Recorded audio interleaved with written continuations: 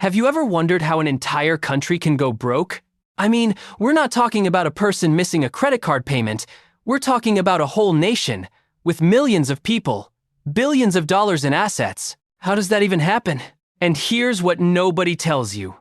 Countries go bankrupt way more often than you think.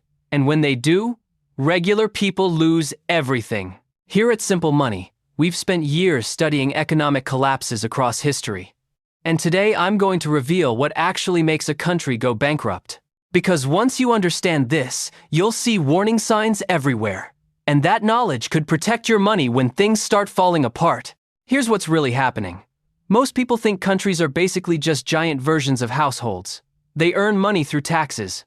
They spend money on services. If they spend more than they earn, they go broke. Simple, right? Wrong.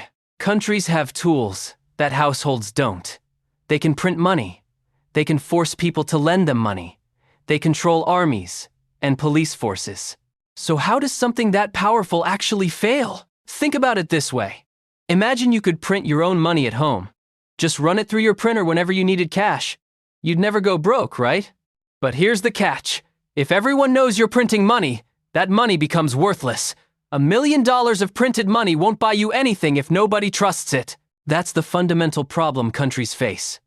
It's not about running out of money. It's about running out of trust. And once trust disappears, the whole system collapses faster than you can imagine. The first reason countries go bankrupt is what I call the borrowing spiral. Here's how it starts. A country needs money for something. Infrastructure, military, social programs, whatever. But they don't have enough tax revenue, so they borrow. They issue bonds, promises to pay back the money with interest. At first, this works fine. Other countries, banks, investors buy the bonds, everyone's happy. But here's where it gets dangerous. Once a country starts borrowing, it's incredibly hard to stop. Those bonds come due. The country has to pay them back. But they still don't have enough tax revenue. So what do? They borrow more money to pay back the old loans, plus interest, plus their current expenses. Each year, the debt gets bigger. The interest payments get bigger. More and more of the budget goes to just paying interest. Let me give you a specific example. Argentina borrowed heavily in the 1990s. The economy was growing. Lenders were happy to provide money. But then growth slowed. Tax revenues dropped. The government still had all those loans to repay. So they borrowed more, at higher interest rates because lenders were getting nervous, which made the debt grow even faster. By 2001, they owed over $100 billion. They literally couldn't pay. The country defaulted. Millions of Argentines saw their savings wiped out overnight. Bank accounts frozen, currency collapsed. All because the borrowing spiral became impossible to escape. The second reason is something I call the printing press temptation. Remember how I said countries can print money? That sounds like a superpower. But it's actually a curse. Here's why. When a country can't pay its debts, it faces a choice. Default and destroy trust. Or print money to pay the debts. Printing money seems like the easy option. You avoid default, everyone gets paid, problem solved. But there's a cost. When you print more money, each unit of currency becomes worth less. That's inflation. A little inflation is manageable. But once you start using the printing press to solve problems, it's addictive. Need to pay for healthcare? Print money. Need to fund the military? Print money. Need to win an election with generous programs? Print money. The more you print, the less it's worth. The less it's worth, the more you need to print to pay for the same things. This can spiral into hyperinflation, where prices double every day or even every hour. Zimbabwe is the classic example. In the 2000s, the government printed money to fund spending. Inflation started at 50%, then 100%. By 2008, inflation was so insane they were printing $100 trillion bills. Literally, $100 trillion to buy a loaf of bread. The currency became completely worthless. People used wheelbarrows full of cash to buy groceries. Or they just stopped using the currency altogether. Zimbabwe's economy collapsed. Poverty exploded.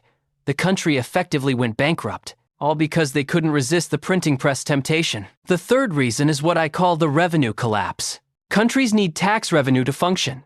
When that revenue disappears, everything falls apart. But how does a country lose its tax base? It happens more easily than you'd think. Sometimes it's economic. A major industry collapses. Jobs disappear. Businesses close.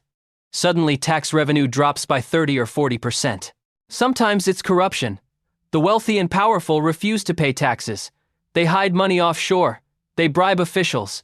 The tax system becomes a joke. Sometimes it's political. The government cuts taxes to win elections.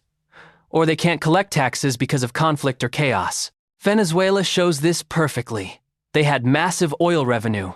The government spent generously on social programs, but they put corrupt, incompetent people in charge of the oil industry. Production collapsed. Oil revenue crashed. At the same time, businesses were fleeing because of government policies. The tax base evaporated. Suddenly, the government had no money coming in. But they still had all these programs to fund. All these debts to pay.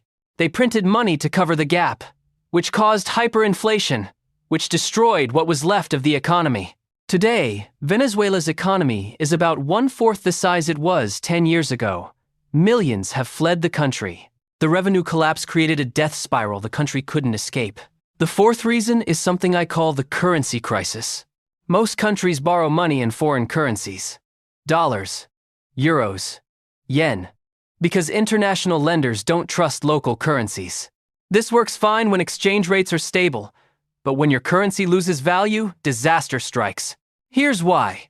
Imagine you borrowed $1 million when your currency traded at 1-to-1 with the dollar. You owe $1 million.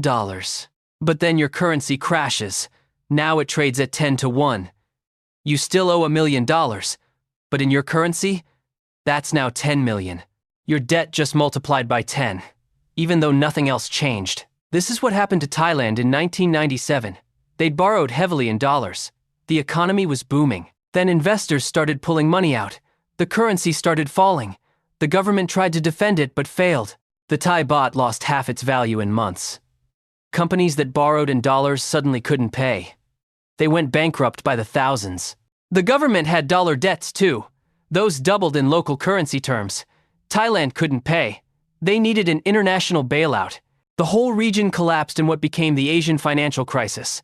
Thailand, Indonesia, South Korea, all hit by currency crises that multiplied their debts. Regular people lost jobs, homes, savings, because of currency movements they couldn't control. The fifth reason, and this is the one most people miss, is what I call the trust evaporation.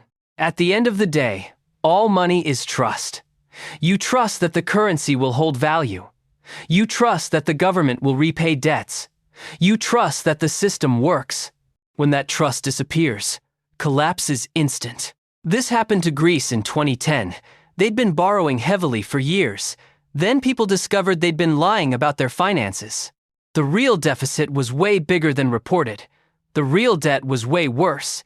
Years of fake numbers. Trust evaporated overnight. Lenders refused to provide more money.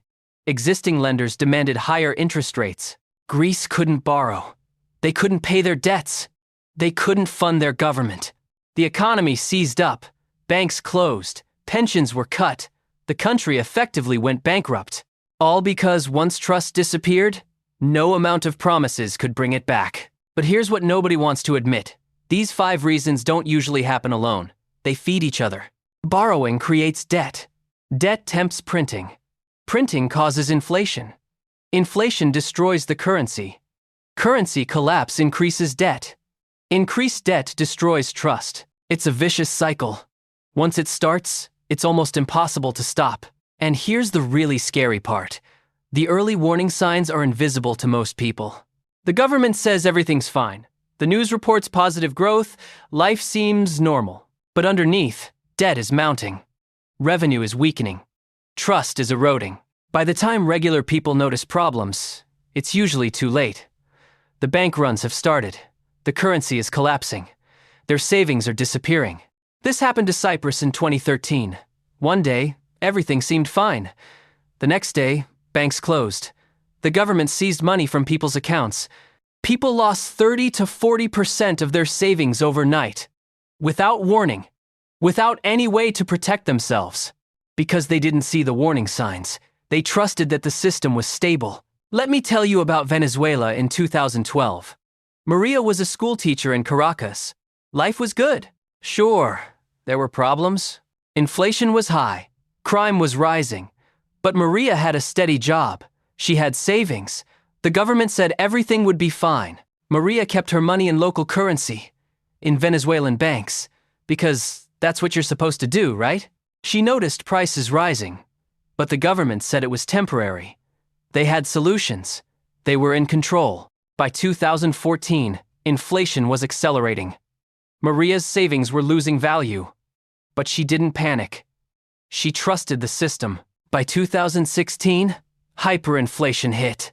The currency collapsed. Maria's life savings became worthless. Couldn't buy a week of groceries. Her salary couldn't keep up with prices. She was working full-time but couldn't afford food. Maria had to leave. She abandoned her home, her career, her life, became a refugee in Colombia. Here's what Maria didn't realize. The warning signs were all there. Massive debt, falling oil revenue, government corruption, printing money to cover deficits. But she trusted that someone was in control, that the system would hold together, that it couldn't happen to her. Now let me tell you about Paulo in 2012. Paulo lived in Venezuela too. Same economy, same problems. But Paulo paid attention differently. He noticed the debt growing. He noticed oil production falling. He noticed capital fleeing the country. Paulo didn't trust the government's promises. He looked at the numbers. He saw the warning signs. In 2013, Paulo started moving his savings out of bolivars. He bought dollars when he could. He invested in assets that would hold value. His friends thought he was paranoid. The government said everything was fine. Why was he overreacting? But Paulo kept preparing. He diversified. He kept dollars hidden. He made plans to leave if necessary. When hyperinflation hit, Paulo was protected. His savings were in dollars. His assets held value. He could still afford food. When Maria had to flee with nothing, Paulo left on his own terms, with resources, with options, with a plan. Today, Paulo has rebuilt his life. Maria is still struggling to recover. The difference wasn't intelligence. Maria was educated, hardworking, responsible. The difference was that Paulo understood the warning signs, and he didn't trust the system to protect him. Here's what most people don't realize. Country bankruptcies don't happen randomly. They follow predictable patterns. Rising debt that can't be paid. Governments printing money. Falling tax revenue. Currency instability. Eroding trust. These patterns play out over and over. Argentina, Zimbabwe, Venezuela, Greece, Cyprus, Lebanon, Sri Lanka, different countries, different decades, same basic pattern.